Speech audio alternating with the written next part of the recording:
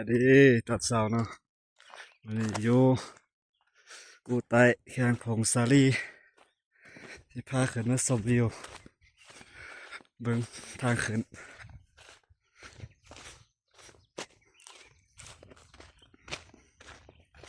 ว่าบรรยากาศเป็นจังไดเนาะ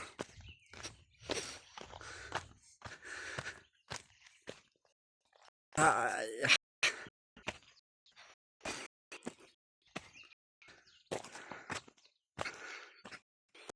ตอนนี้ทางไปค่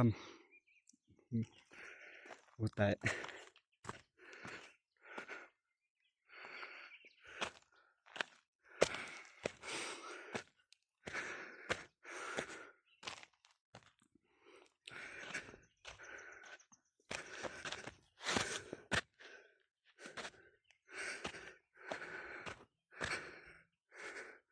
เราจะถ่ายบรรยากาศยามเช้ายามพระยามตะเวนขึ้นบ่ทันซ้ำบรรยากาศทะเลหมอกงามหลาย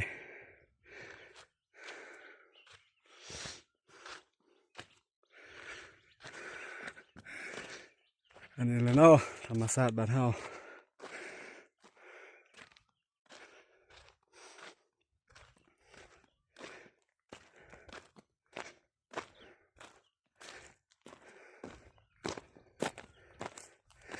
นี่ตัวนก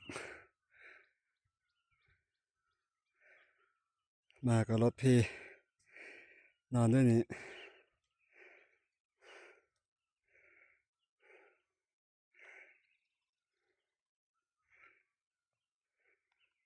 เส้นทางมาโหด